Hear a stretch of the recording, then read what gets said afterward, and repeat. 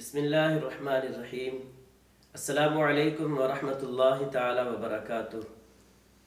الحمد للہ رب العالمین والعاقبۃ للمتقین والصلاة والسلام علی سید المرسلین وعلی آلہ واصحابہ اجمعین، اما بعد فاعوذ باللہ من الشیطان الرجیم۔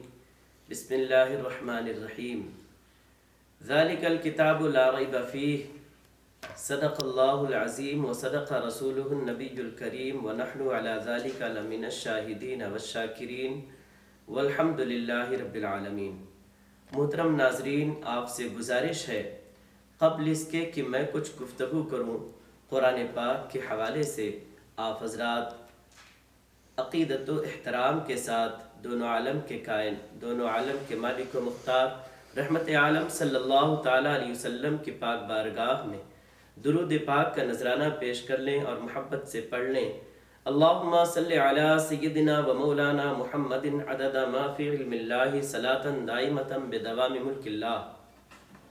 سب سے پہلے میں شکر ادا کرتا ہوں خطیب ہندوستان، فاضل یمن، پیر طریقت حضرت الحاج علامہ مولانا سید جامی اشرف الشفیع الجیلانی میرانی کا، جنہوں نے مجھ جیسے حقیر فقیر کو یہ اعزاز، یہ تکریم اور مجھ جیسے حقیر فقیر پر یہ عنایات کی کہ مجھ جیسا فقیر بھی آج آپ کے سامنے درس قرآن دینے کی جرات کر رہا ہے۔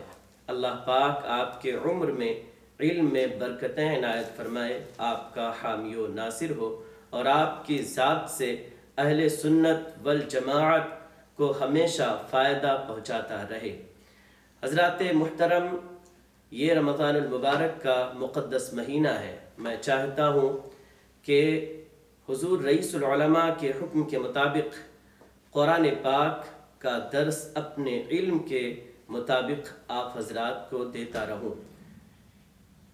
میں نے بہتر سمجھا کہ آج پہلے دن ہم قرآن پاک کے فضائل، تلاوت کے آداب اور تلاوت کے فضائل سے متعلق گفتگو کریں، تاکہ اس ماہ مقدس میں قرآن پاک کے تلاوت کی رغبت پیدا ہو، اس کے آداب سے آگہی ہو اور قرآن پاک کے تلاوت کے کچھ مسائل ہم سیکھ لیں۔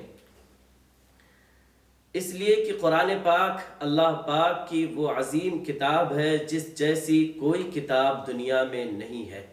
جیسے خالق کائنات ساری کائنات میں سب سے افضل ہے، ایسے ہی اس کی پیاری کتاب بھی ساری کائنات میں سب سے افضل اور بہتر کتاب ہے کہ اس جیسی کوئی دوسری کتاب نہیں ہے۔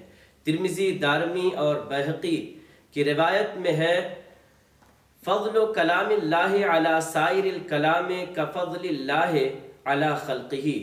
اللہ کے کلام کی فضیلت دوسرے کلام پر ایسے ہے جیسے اللہ تعالیٰ کی فضیلت ساری مخلوق پر ہے۔ جیسے اللہ ساری مخلوق میں سب سے افضل ہے کہ مخلوق میں کوئی اس جیسا نہیں، ایسے اس کی کتاب بھی بے مثل ہے کہ اس جیسی کوئی دوسری کتاب نہیں ہے۔ تو جب سب سے بہتر کتاب قرآن پاک ہے تو ہمیں چاہیے کہ ہم قرآن پاک کی تلاوت کریں تاکہ اس کے برکات کو حاصل کریں اور اس کے برکات حاصل کر کے اپنی دنیا اور آخرت کی زندگی کو کامیاب بنائیں۔ اللہ کے پیارے حبیب رحمت عالم مختار کائنات صلی اللہ تعالی علیہ وآلہ وسلم نے تلاوت قرآن کریم کے حوالے سے ارشاد فرمایا، من قرأ حرفا من کتاب اللہ فلہ بہ حسنۃ والحسنۃ بعشر امثالها لا اقول الف لام میم حرف، الف حرف ولام حرف ومیم حرف۔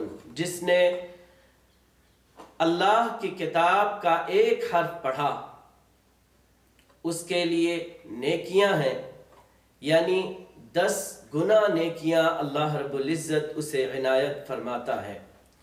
اور میں نہیں کہتا، آقا کریم فرماتے ہیں، میں نہیں کہتا کہ الف لام میم ایک حرف ہے، بلکہ الف ایک حرف ہے، لام ایک حرف ہے اور میم ایک حرف ہے۔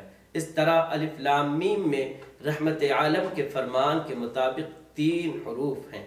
جو کوئی الف لام میم پڑھے گا اسے 30 نیکیاں اللہ تبارک و تعالی اپنے فضل و کرم سے عنایت فرمائے گا۔ ہمارے یہاں قرآن پاک کی تلاوت ایصال ثواب کی نیت سے کیا جاتا ہے، اسی لیے کسی گھر میں جب قرآن کی تلاوت لوگ اکٹھا ہو کر کے کر رہے ہوں تو ہم یہ سوچتے ہیں کہ یقیناً ان کے گھر میں ان کے کسی عزیز کا انتقال ہو گیا ہوگا، اسی لیے آج یہ اکٹھا ہو کر قرآن کی تلاوت کر رہے ہیں۔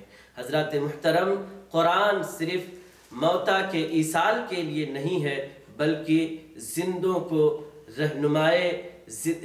کے لیے رہنمائے زندگی ہے، مشعل راہ ہے۔ اس لیے ہمیں چاہیے کہ ہم قرآن پڑھ کر کے قرآن پر عمل کریں اور اپنی دنیا کی زندگی کو بھی کامیاب بنائیں۔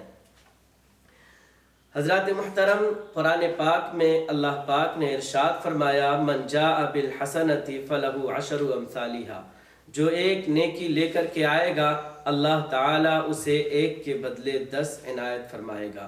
اور یہ ماہ مقدس تو رمضان المبارک کا وہ پیارا اور برکتوں والا مہینہ ہے جس مہینے میں خالق کائنات نیکیوں کا اجر بڑھا دیا کرتا ہے، جس میں نوافل پڑھنے پر فرائض کے ثواب اللہ رب العزت کے جانب سے عنایت فرمائے جاتے ہیں، جس میں نیکیوں کا اجر 70 گنا تک بڑھا دیا جاتا ہے۔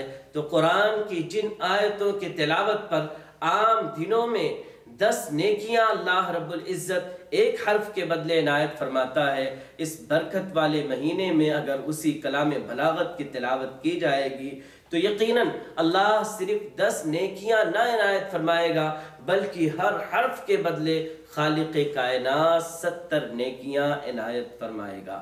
اب سنیں میرے آقا رحمت عالم مختار کائنات صلی اللہ تعالی علیہ وسلم کا فرمان پاک ہے من شغلہ القرآن عن ذکری ومسألتی اعطیتہ افضل ما اعطی السائلین وفضل کلام اللہ علی سائر الکلام کفضل اللہ علی خلقہ۔ اللہ کے رسول صلی اللہ تعالی علیہ وسلم نے فرمایا کہ اللہ پاک ارشاد فرماتا ہے جس کو قرآن میرے ذکر اور مجھ سے سوال کرنے کا موقع نہیں دیتا میں اس کو مانگنے والے سے زیادہ دیتا ہوں۔ اللہ کے کلام کی فضیلت سارے ہی کلام پر اس طرح ہے جیسے اللہ کو تمام مخلوق پر فضیلت حاصل ہے۔ نیز حضرت ابو ہریرہ رضی اللہ تعالیٰ عنہ سے روایت ہے رسول اعظم صلی اللہ تعالیٰ علیہ وسلم نے فرمایا یجیء صاحب القرآن یوم القیامت فیقول القرآن یا ربی حلہ فیلبس تاج الکرامت ثم یقول یا ربی زدہ فیلبس حلت الکرامت ثم یقول یا ربی ارضى عنه فيرضى عنه فيقال له اقرأ ورقا ويزداد بكل آية حسنة۔ صاحب قرآن یعنی قرآن کو پڑھنے والا اور قرآن پر عمل کرنے والا، قرآن میں مشغول رہنے والا اسے صاحب قرآن کہتے ہیں۔ تو صاحب قرآن کے بارے میں اللہ کے حبیب نے ارشاد فرمایا کہ قیامت کے دن آئے گا اور قرآن اللہ تعالیٰ کی پاک بارگاہ میں عرض کرے گا اے مولا یہ صاحب قرآن ہے، تو اس کو مزین فرما دے، اسے سجا دے۔ تو خالق کائنات اسے کرامت کا تاج پہنائے گا۔ پھر قرآن اللہ پاک کی پاک بارگاہ میں عرض کرے گا اے مولا تبارک و تعالی اس میں اور زیادتی فرما دے۔ تو اللہ تعالی اس میں اور زیادتی فرماتے ہوئے اسے کرامت کا جوڑا پہنائے گا، اور اس کے بعد قرآن عرض کرے گا اے مولا صاحب قرآن سے یعنی قرآن پڑھنے والے، قرآن پر عمل کرنے والے سے راضی ہو جا، تو اللہ تعالیٰ اس سے راضی ہو جائے گا۔ اور اس کے بعد میں پھر اس سے فرمایا جائے گا کہ قرآن پڑھتا جا اور آگے اوپر جنت کے درجات میں اور بلند ہوتا جا، چڑھتا چلا جا۔ تو وہ قرآن کو پڑھتا جائے گا اور اس کے بدلے میں اللہ اس کے درجات کو بلند فرماتا رہے گا۔ ذرا سوچیں قیامت کا وہ بھیانک اور وہ خوفناک دن، جس دن کے متعلق اللہ قرآن پاک میں ارشاد فرماتا ہے یوم یفر المرء من اخیہ و امیہ و ابیہ۔ وہ قیامت کا بھیانک دن ہوگا جس دن آدمی اپنے بھائی سے، اپنے ماں باپ سے بھاگتا ہوا نظر آئے گا۔ اس دن اللہ پاک قرآن پڑھنے والے، قرآن پر عمل کرنے والے پر یہ فضل، یہ احسان فرمائے گا کہ اسے حکم ہوگا، اسے تاج کرامت پہنانے کے بعد یہ حکم دیا جائے گا کہ تو قرآن کو پڑھتا جا اور جنت کے درجات میں اعلیٰ درجات پر فائز ہوتا چلا جا۔ ایک دوسری روایت میں ہے یقال لصاحب القرآن اقرأ ورقا ورتل کما کنت ترتل فی الدنیا فإن منزلک عند آخر آیت تقرأها۔ صاحب قرآن سے کہا جائے گا کہ قرآن کو پڑھ اور اوپر کو چڑھتا چلا جا، اور ٹھہر ٹھہر کر کے قرآن کو پڑھ ترتیل کے ساتھ، جیسا کہ تو دنیا میں قرآن کو ٹھہر کر ترتیل کے ساتھ پڑھا کرتا تھا۔ پس بے شک تمہاری منزل اس آخری آیت کے پاس ہے جسے تم پڑھو گے، یعنی قرآن کو پڑھتے ہوئے چلے جاؤ گے، جہاں تم قرآن پڑھنا بند کرو گے جنت کا بلند مقام، جہاں تم نے قرآن پڑھنا بند کیا وہ تمہارا مقام ہوگا، تمہاری منزل ہوگی۔ تو چاہیے کہ اس ماہ مقدس میں ہر سنی صحیح العقیدہ مسلمان قرآن پاک کی تلاوت کرتا رہے، کہ قرآن پاک کی تلاوت سے اس کے نام اعمال میں نیکیوں کا اضافہ ہوتا رہے گا اور دل کی طہارت ہوتی رہے گی اور دل و دماغ میں سکون و اطمینان پیدا ہوتا رہے گا۔ قرآن پاک کے تلاوت کے بارے میں یہ چند باتیں، چند احادیث تھیں جو میں نے آپ کے سماعت کے حوالے پیش کر دیا۔ اس کے علاوہ بہت ساری احادیث ہیں جن میں قرآن کے فضائل اور اس کے تلاوت کے فضائل کا ذکر موجود ہے، مگر اختصاراً ہم نے صرف انہی چند کو ذکر کیا ہے۔ اب ہم قرآن پاک کے تلاوت کرنے کے کیا آداب ہیں اسے اختصار سے پیش کریں گے، تاکہ قرآن ہم ادب اور احترام کے ساتھ جس طرح پڑھنے کا ہمیں حکم دیا گیا ہے ایسے ہی قرآن کی تلاوت کر سکیں۔ تلاوت قرآن کریم کے آداب میں سے پہلا ادب یہ ہے کہ آدمی پاک و صاف ہو، بہترین کپڑے پہنے، اگر اس کے پاس خوشبو ہے تو وہ خوشبو بھی اپنے کپڑوں پر مل لے، باوضو ہو کر کے ادب اور احترام کے ساتھ قبلہ رو ہو کر کے بیٹھ جائے اور پھر قرآن پاک کی تلاوت کرے۔ یاد رہے کہ قرآن پاک کی تلاوت نماز میں کھڑے ہو کر کرنے پر سب سے زیادہ ثواب ملتا ہے، اور اگر نماز کی حالت میں کوئی بیٹھ کر کے قرآن کی تلاوت کرے تو وہ اس سے کم ثواب کا مستحق ہوتا ہے، اور نماز کے باہر باوضو قرآن پڑھنے پر بھی یقیناً بے انتہا ثواب اللہ رب العزت عنایت فرماتا ہے۔ حضرت علی کرم اللہ وجہہ الکریم کی روایت ہے کہ جو قرآن نماز کی حالت میں کھڑا ہو کر کے پڑھتا ہے اللہ تعالیٰ اسے 100 نیکیاں عنایت فرماتا ہے، اور جو نماز کی حالت میں بیٹھ کر قرآن پڑھتا ہے اللہ تعالیٰ اسے 50 نیکیاں عنایت فرماتا ہے، اور جو قرآن پاک کو نماز کے علاوہ بیٹھ کر ادب اور احترام کے ساتھ قرآن پڑھتا ہے اللہ اسے 25 نیکیاں عنایت فرماتا ہے۔ اس کے علاوہ اگر کوئی بے وضو ہے تو بھی قرآن پڑھ سکتا ہے، اسے اجازت ہے قرآن پڑھنے کی، لیکن بہتر طریقہ یہ ہے کہ باوضو ہو کر قبلہ رو بیٹھ کر کے احترام کے ساتھ قرآن کی تلاوت کی جائے۔ اللہ پاک نے اپنے کلام بلاغت میں قرآن پاک کو کھڑے ہو کر، بیٹھ کر اور لیٹ کر کے قرآن پڑھنے کا ذکر فرمایا اور ایسا کرنے والوں کی تعریف فرمائی۔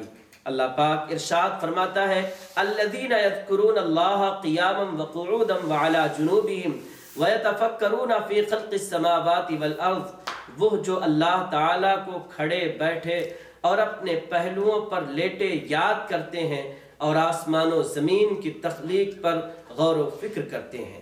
اس میں اللہ تعالیٰ نے تینوں حالتوں میں ذکر کرنے والوں کی مدح فرمائی ہے، مگر کھڑے ہو کر ذکر کرنے والوں کو سب پر مقدم رکھا، پھر بیٹھ کر اور سو کر قرآن پاک کی تلاوت کرنے یعنی ذکر کرنے والوں کے بارے میں ارشاد فرمایا ہے۔ اور تلاوت قرآن کریم میں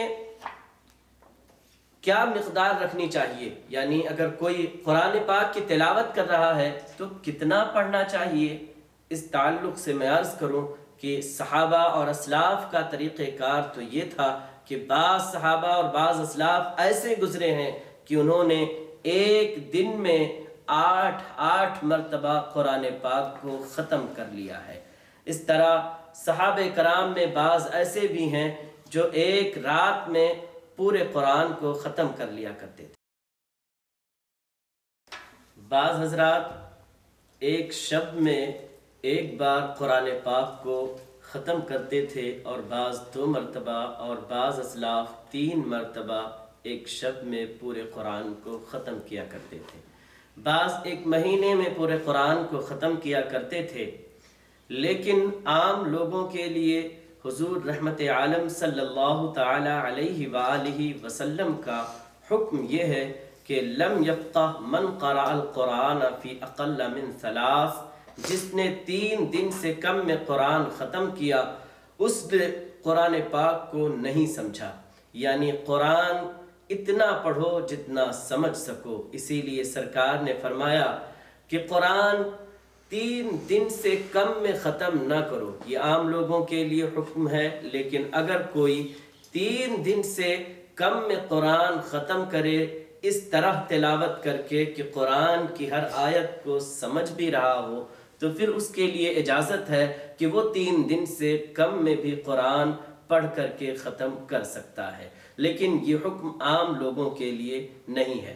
عام طور پر انسانی ذہن قرآن پاک کو اگر 10 پارے سے زیادہ ایک دن رات میں تلاوت کرے، اس کے دیگر ضروریات بھی ہوتے ہیں، تو پھر وہ قرآن کے مفاہیم اور اس کے مطالب کو سمجھ نہ سکے گا۔ اور قرآن پڑھنے کا مقصد یہ ہے کہ قرآن جب پڑھا جائے تو یہ سوچ کر کے پڑھا جائے کہ یہ اللہ کی کتاب ہے، اس میں ہمارے زندگی گزارنے کا طریقہ ہمیں بتایا گیا ہے، ہمارے لیے پیغامات اس میں موجود ہیں۔ اس لیے قرآن پاک کے ہر آیت، ہر حکم کا مطلب سمجھنے کی کوشش کرے۔ اگر یہ کوشش نہیں کرے گا تو پھر تلاوت قرآن کریم اور نزول قرآن کریم کا مقصد ادا نہیں کرتا۔ بخاری و مسلم کی روایت ہے کہ حضور صلی اللہ تعالیٰ علیہ وسلم نے حضرت عبداللہ ابن عمر رضی اللہ تعالیٰ عنہ سے فرمایا، اقرأ فی 7 ولا تزد علی ذالک، تم قرآن 7 دن میں پڑھو، اس سے زیادہ نہ کرنا، یعنی 7 دن میں ہی قرآن ختم کرو۔ اللہ کے حبیب نے انہیں یقیناً ان کی ذہنی حالت کے اعتبار سے اور ان کے اعتبار سے حکم دیا تھا کہ 7 دن میں قرآن ختم کرو۔ تو جب ایک صحابی رسول کو یہ حکم ہو رہا ہے کہ 7 دن میں قرآن ختم کرو، تو پھر ہمیں بھی چاہیے کہ قرآن کو ٹھہر کر کے آہستہ آرام سے سمجھ کر کے پڑھیں، جلد بازی قرآن کے پڑھنے میں نہ کریں۔ اور ایک دوسری حدیث پاک ہے، بخاری و مسلم میں ہے، حضرت عبداللہ ابن مسعود رضی اللہ تعالیٰ عنہ سے روایت ہے کہ ان سے کسی شخص نے کہا کہ میں قرآن کریم کی مفصل صورتوں کو، یعنی سورہ حجرات سے آخر قرآن تک کی صورتیں ایک ہی رکعت میں پڑھ لیتا ہوں۔ آپ نے فرمایا، کیا اس طرح جیسے اشعار کو تیزی سے پڑھا کرتے ہیں؟ بے شک بہت سے لوگ ایسے ہیں جو قرآن کریم کو پڑھتے تو ضرور ہیں، مگر قرآن پاک ان کے حلق سے نیچے نہیں اترتا۔ کاش وہ اس طرح پڑھتے کہ قرآن کریم ان کے دلوں میں اتر جاتا اور ان میں جم جاتا تو فائدہ بھی ہوتا۔ تو قرآن کو اس طرح پڑھا جائے کہ قرآن کی باتیں، اس کے احکام دل میں جم جائیں، سمجھ میں آئیں۔ بغیر سمجھے ہوئے قرآن کو نہ پڑھنا چاہیے۔ اور قرآن کے آداب میں سے ایک یہ ہے کہ قرآن پاک شروع کرنے سے پہلے اعوذ باللہ من الشیطان الرجیم پڑھے اور اس کے بعد بسم اللہ الرحمن الرحیم پڑھے۔ قرآن کے آداب میں سے یہ ہے، تلاوت کے آداب میں سے یہ ہے کہ ترتیل کے ساتھ قرآن پاک کو پڑھے، یعنی ٹھہر ٹھہر کر کے قرآن پاک کو پڑھے۔ اللہ کے حبیب صلی اللہ تعالی علیہ وسلم بھی قرآن پاک کو ترتیل سے پڑھا کرتے تھے، یعنی ٹھہر کر کے ہر لفظ واضح ہوا کرتا تھا۔ اتنے جلدی قرآن پڑھنا کہ مد ادا نہ ہو سکے جائز نہیں ہے، بلکہ مدوں کو چھوڑ دے اور مد کی جو آخری مقدار ہے مدوں کی، اگر اسے بھی کوئی ادا نہیں کرتا ہے تو یقیناً وہ گناہگار ہوگا۔ اس طرح قرآن پڑھنا کہ یعلمون تعلمون کے سوا کچھ سمجھ میں نہ آئے، ایسا پڑھنے سے ثواب نہ ملے گا، بلکہ ایسا پڑھنے والا عذاب کا مستحق ہوگا۔ اس لیے قرآن پاک جب بھی پڑھیں تو ٹھہر ٹھہر کر کے قرآن پڑھیں ترتیل کے ساتھ۔ اور دوران تلاوت اگر ہو سکے تو آپ رونے جیسی صورت بنائیں، اور جہاں اللہ اپنے عذاب کا ذکر فرمائے قرآن میں تو وہاں اس کے عذاب سے خوف زدہ ہو کر کے روئے بھی۔ اللہ تعالیٰ خود اپنے کلام بلاغت میں ارشاد فرماتا ہے یخرون للاذقان یبکون، وہ اہل ایمان روتے ہوئے سجدہ ریز ہو جاتے ہیں۔ تو تلاوت قرآن جب بھی کرے آدمی رونے جیسی صورت بنائے، روئے، تاکہ اس کی رحمتیں حاصل کرے، اس قرآن پاک کی برکتیں حاصل کرے۔ اور جب قرآن پاک کی تلاوت کرے تو اس کے حقوق کو بھی، تلاوت کے حقوق کو بھی ادا کرے، یعنی جہاں کہیں سجدہ کی آیت آئے تو تلاوت کرنے والا سجدہ بھی کرے۔ حضور رحمت عالم صلی اللہ تعالیٰ علیہ وسلم نے ارشاد فرمایا جب ابن آدم آیت سجدہ پڑھتا ہے پھر سجدہ کرتا ہے تو شیطان روتا ہوا الگ ہو جاتا ہے اور کہتا ہے ہائے ہلاکت۔ ایک روایت میں ہے کہ وہ کہتا ہے ہائے میری ہلاکت، ابن آدم کو سجدہ کرنے کا حکم ہوا تو وہ سجدے میں چلا گیا۔ تو پیارے، جب بھی قرآن پڑھتے ہوئے آیت سجدہ آ جائے تو پھر اس وقت سجدہ کرنا لازم ہے، اس لیے فوراً اٹھ کر کے سجدہ کرے اور آگے پھر قرآن پاک کی تلاوت کرے۔ دوران تلاوت جب آیت تسبیح آئے تو تسبیح و تکبیر کہے، اور جب آیت دعا و استغفار آئے تو دعا و استغفار کرے، اور جب امید و توقع کی آیت آئے تو مانگے، اور جب خوف کی آیت آئے تو پناہ مانگے۔ یہ سب کچھ چاہے زبان سے کہے یا دل میں کہہ لے۔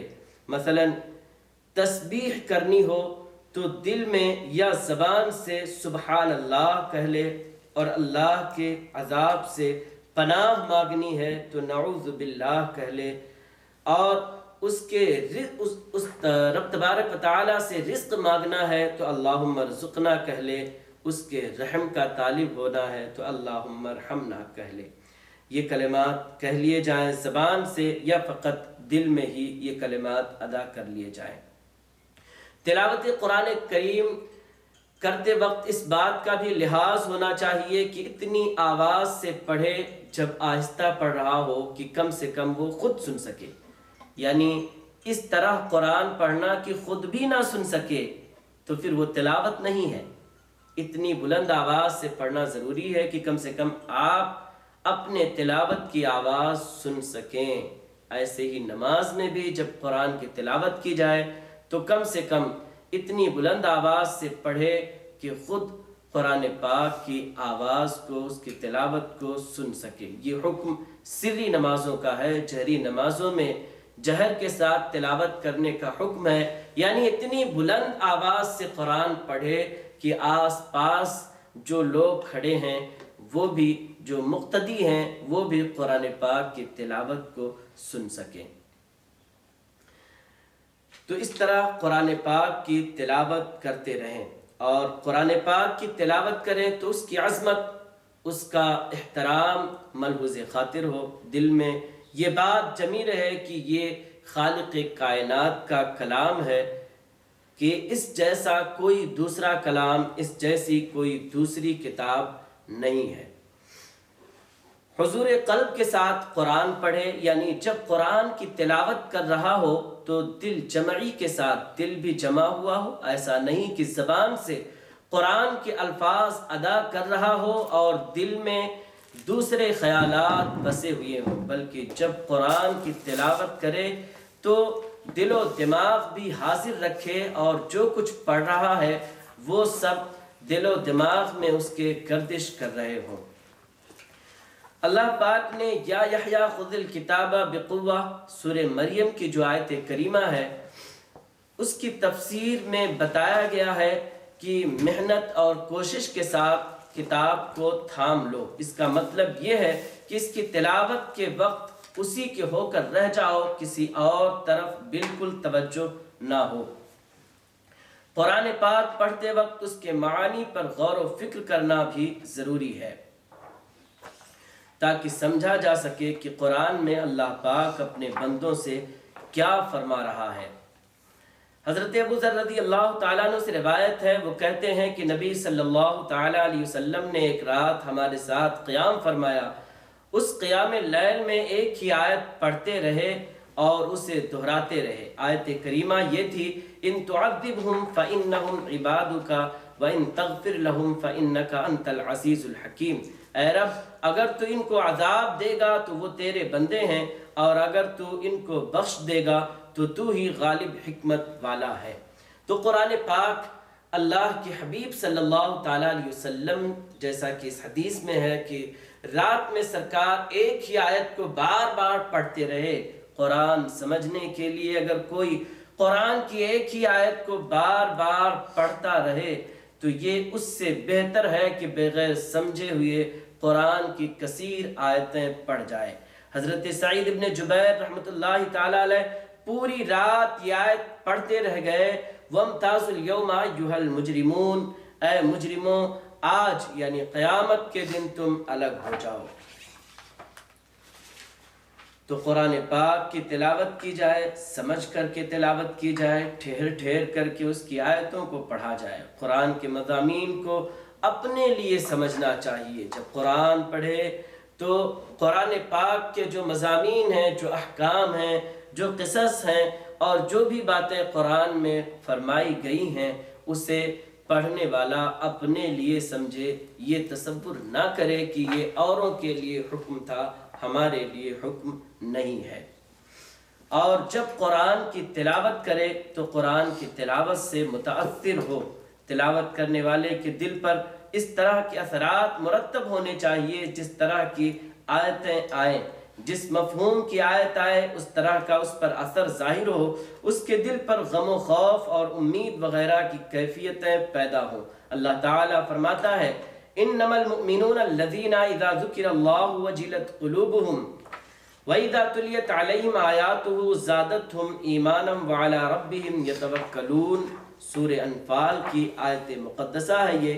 اس کا مطلب ہے ایمان والے وہی ہیں کہ جب ان کے سامنے اللہ عز و جل کا ذکر کیا جاتا ہے ان کے دل ڈر جاتے ہیں، اور جب ان پر اس کی آیتوں کی تلاوت کی جاتی ہے ان کا ایمان ترقی پا جاتا ہے اور وہ اپنے رب ہی پر بھروسہ کرتے ہیں۔ تو حضرات محترم، قرآن پاک پڑھیں، اس کے اثر کو قبول کریں، ٹھہر ٹھہر کر کے پڑھیں، ادب اور احترام کے ساتھ قرآن پاک کی تلاوت کرتے رہیں۔ جلد بازی قرآن پڑھنے میں ہرگز نہ کرنی چاہیے۔ اب میں عرض کرتا ہوں کہ قرآن پاک اگر کوئی ناپاک ہے تو ناپاکی کی حالت میں قرآن کی تلاوت نہیں کرنی چاہیے۔ پاک اور صاف ہو کر کے ہی قرآن پاک کی تلاوت کرے، ناپاک قرآن پاک کی تلاوت نہ کرے۔ حیض اور نفاس والی عورتیں اور وہ آدمی جس پر غسل فرض ہے وہ قرآن پاک کی تلاوت نہ کرے۔ ایسے ہی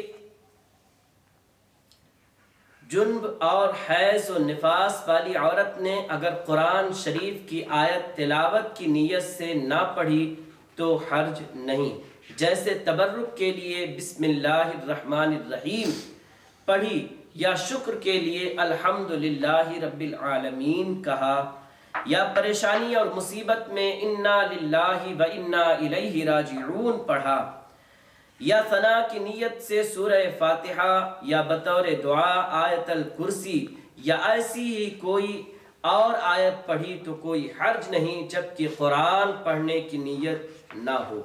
جو آیت بلکہ پوری صورت خالص دعا و ثنا ہو، جنب اور حیض و نفاس والی عورت بے نیت قرآن صرف دعا و ثنا کی نیت سے اسے پڑھ سکتے ہیں، جیسے الحمد اور آیت الکرسی۔ نیز جنب کو وہ آیات ثنا بنیت ثنا بھی پڑھنا حرام ہے جن میں رب عز و جل نے اپنے لیے متکلم کی ضمیریں ذکر فرمائی ہیں، جیسے وَإِنِّي لَغَفَّارٌ لِمَن تَابَ۔ جن آیات دعا و ثنا کے شروع میں قل ہے ان میں جنب اور حیض و نفاس والی عورت، جنب کا مطلب ہے وہ آدمی جس نے جنابت کی ہو، جس نے اپنی بیوی کے ساتھ ہم بستری کی ہو، اسے جنب کہتے ہیں۔ تو میں جنب بار بار عرض کرتا ہوں، آپ حضرات جنب سے سمجھ جائیں کہ جنب سے مراد وہ آدمی ہے جس نے اپنی بیوی سے ہم بستری کی ہو، بلکہ وہ تمام افراد جن پر غسل فرض ہو گیا ہے ان سب کے لیے بھی یہی احکام ہیں۔ تو میں عرض کر رہا تھا کہ جن آیات دعا و ثنا کے شروع میں قل ہے ان میں وہ آدمی جس پر غسل فرض ہے اور حیض و نفاس والی عورت یہ لفظ یعنی لفظ قل چھوڑ کر بنیت دعا پڑھے، ورنہ جائز نہیں ہے۔ اسی طرح وہ ذکر و دعا جس میں حروف مقطعات ہیں، جیسے حامیم تنزیل الکتاب الآیہ، انہیں بھی جنب اور حیض و نفاس والی عورت کو پڑھنا جائز نہیں ہے۔ یہ تھے قرآن پاک پڑھنے کے چند مسائل۔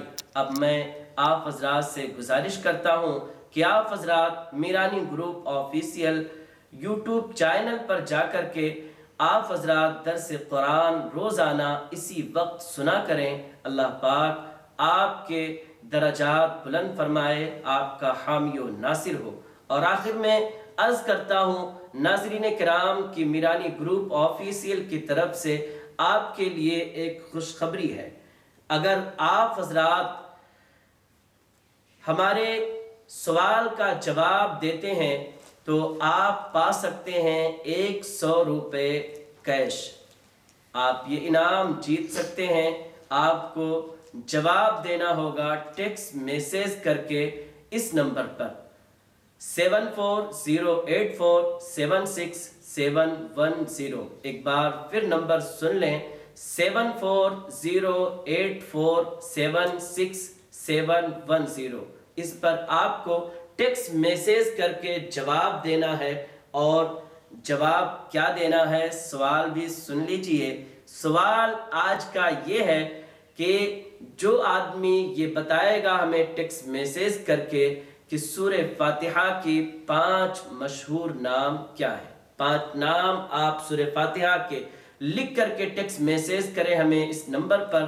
جو سب سے پہلے ٹیکسٹ میسیج کے ذریعے سورہ فاتحہ کے 5 نام لکھ کر اس نمبر پر ارسال کرے گا یعنی بھیجے گا، وہ پائے گا 100 روپے کا انعام مظہر کرامات غوث اعظم حضور رئیس ملت اور میرانی گروپ آفیشیل ٹیم کی جانب سے۔ تو آپ حضرات اپنی موبائل اٹھائیں اور لکھیں سورہ فاتحہ کے 5 نام اور میسیج کریں 7408476710 پر۔